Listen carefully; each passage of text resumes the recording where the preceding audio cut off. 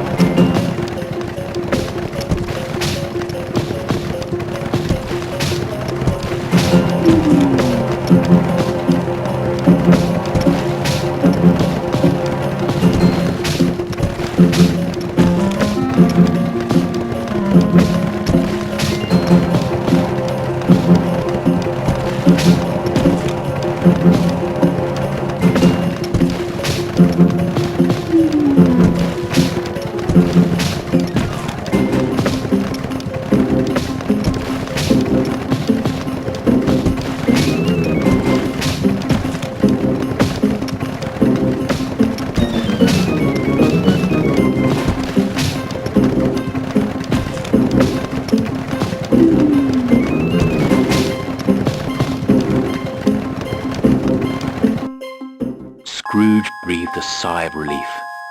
Surely nothing the ghost could throw at him now would be as terrifying. But as the light cleared and he found himself, still tiny as a mouse, in Joe's rag and bottle shop, he knew that his descent had still further to go. Far above him a conversation was going on, between some proper-sized people. But down here he could only hear fragments. What were they talking about? There was only one way to find out. He was going to have to climb up to get a better view, and to hear what he needed to hear.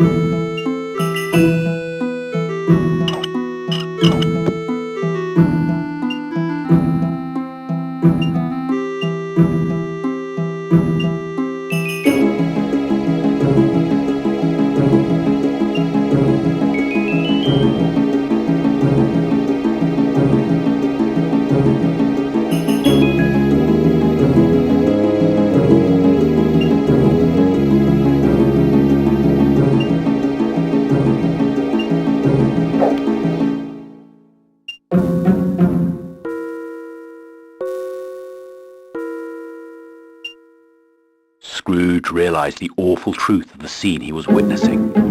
Some poor soul had died and all his possessions had been stolen to be sold here in Joe's rag and bottle shop. But who might this sad victim be? There was something very familiar about the whole event. Some rats had caught up with Scrooge, and Joe whacked his cane down on the table. Scrooge and the rats fled together. But as the rats regrouped, it became clear to Scrooge that they hadn't given up the chase. He ran into a maze of rags and bottles.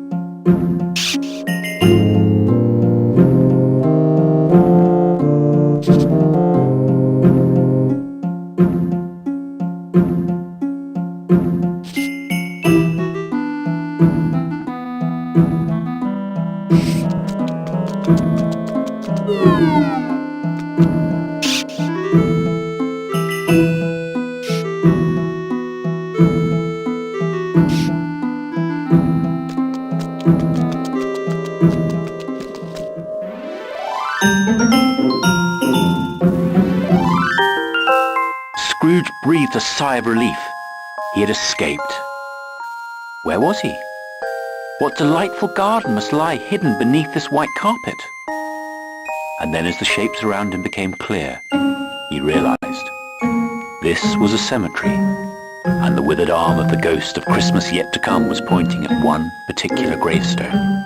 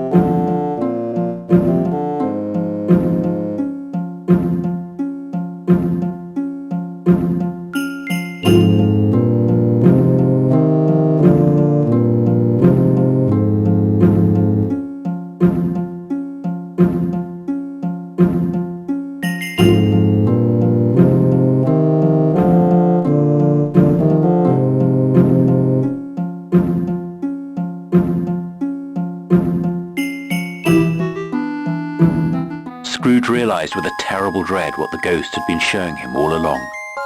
His own future.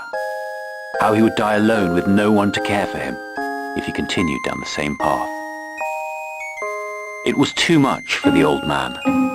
He slumped in a dead faint into the cold snow. The ghost, ever silent, looked on.